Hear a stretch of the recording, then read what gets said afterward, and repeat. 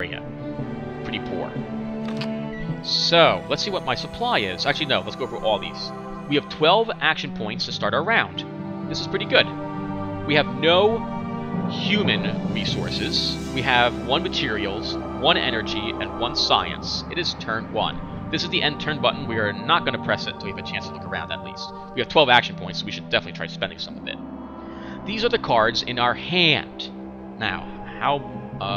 is this the button I want? No, that's my spy button. Players.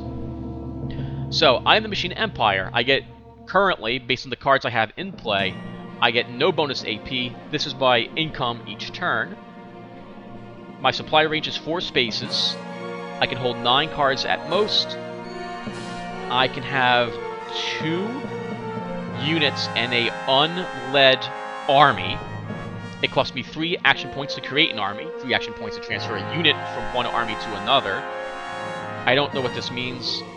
I'm allowed to have at most 4 tactic cards in my tactic hand, which I don't have any of yet at the moment. I currently have 1 base. I have no armies created. I have no units deployed. I have no heroes deployed. I have no special unit modifier, and it costs me 3 action points to draw a card. We can see what the Free Mutants is here. Notice that they have more supply range, but they also have less max cards in hand. If we had espionage going, we could actually take a peek and see what resources they have, and so on. So let's take a look at our hand, which are these cards, and we'll explain what each of these do. So we've got this powerful-looking spider walker here, a Styx. This is its name. These are special abilities the thing might have. This is its attack strength, the number of dice it will roll when it attempts to attack an enemy. This is its defense dice, the number of defense it will roll when being attacked by an enemy. Its resistance, certain effects go against your resistance and not your defense. Your movement, how many spaces it can move on the main board. 12 out of 12, its maximum and current, its current and maximum hit points, and 2, its range. There are, if you played Disciples 2, it's a lot like that. When battle begins, there's 2 rows to each opponent's battle grid. This unit with a range of 2 can actually strike units in the front row if it was in my enemy's front row, if it was in my back row. These numbers are what it costs me to play this card from my hand to any place which is considered to be a supply.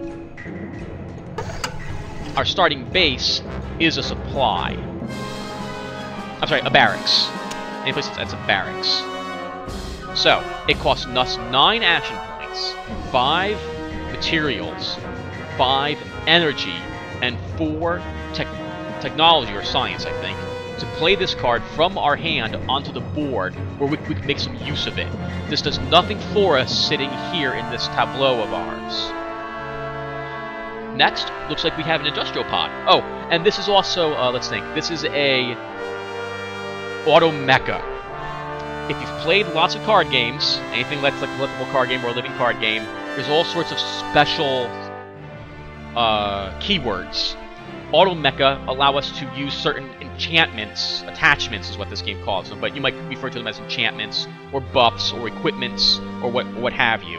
I think L5R calls them attachments too. We have to actually develop those, though. We won't be drawing any of those from our hand. Our hand mostly consists of units to do battle with, and structures to help our infrastructure. So let's see. Oh, let's also stop recording really quick, so I can at least have this bit, and I'll save the. Okay, save it as machines.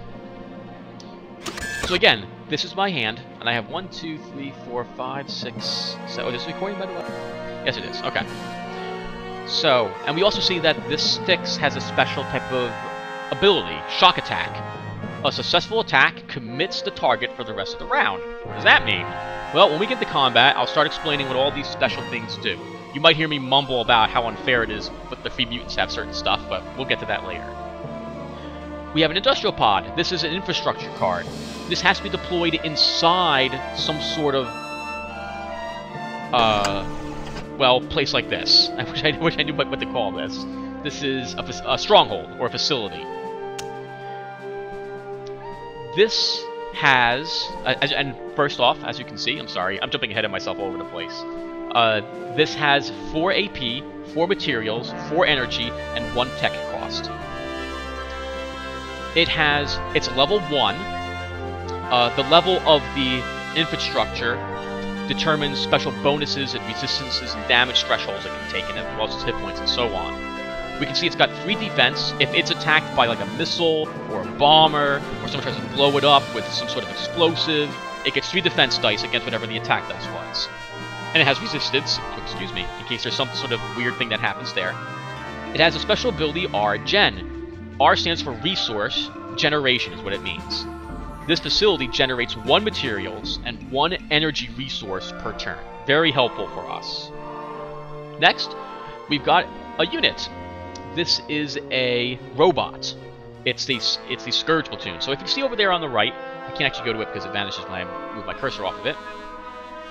We have the name of the unit. I should have done this first. The faction of the unit. Any special keywords for the unit. Its resource cost. Its hit points, attack, defense, resistance, movement, range, and any special abilities. You can see a quick sum up of these again by looking at the card. Attack dice, defense dice, resistance, movement, range. Structures are a little different. They have less information. Level, defense, resistance.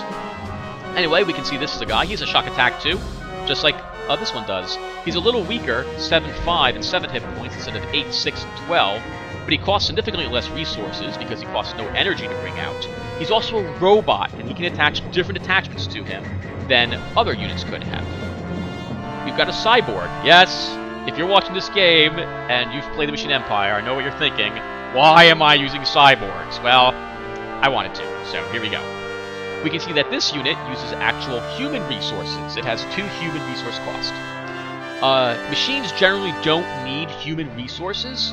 Almost all of their normal deck cards that a lot of people probably make, even the starter deck I think comes with, do not make use or even utilize human resources. Most of human resources are just spent to bid on initiative dice. But I wanted to show off cyborgs. So we've got advanced cyborgs, we can see their unit costs, and they've got 2 different types of special abilities, which we'll get to if we get a chance to play these from our hand. We've got a hero, Maldictus. Heroes are very important. They are the backbone of your entire army. They don't work the same way that you would think. They don't see combat directly. If they're being hit directly, something is terribly wrong and you're about to lose. They also don't participate in the actual combat. They're basically, you know, generals. They don't want to get involved directly, at least for the most part. There might be some exceptions, which I'll explain. Their stats here are a bit different. So this Maldictus guy here has 8 command. Command is a total number of cards allowed in his army. You could consider it a population limit. Normally, because I am the machines, I'm only allowed 2 units in an army, so 2 cards to do battle with. You never want to go to combat using your base army. You almost always want to have a hero leading your troops, if ever possible, if it's any type of hero except for some type of administrator hero. So in this case, this is a hero. He's a general. That doesn't mean general as in a general hero. That means, well, I guess it does. It means hero as in a general in the army, not general as in common. He's unique, so I'm only allowed 1 of him in my deck. As you can see, I have 2 of these advanced cyborgs. His wound points are 4. That means he might be able to take a hit from a sniper shot, but odds are he's probably going to die if something singles him out. He's got 4 Fate. Fate's tricky to explain, and it's best I wait until we actually need to use it before I try to explain what that is. Fate's very important, especially if you're a hero. He's got 3 movement. That's pretty average. He has special abilities. Leader 2. This hero increases his army's movement rate by 2 points. Actually, that's fantastic given our starting position, which is actually horrible. He's aggressive 3, which means the odds are I'm going to get the strike first when we actually go to combat. And you can see all the stats mimicked here. Command rate, resistance,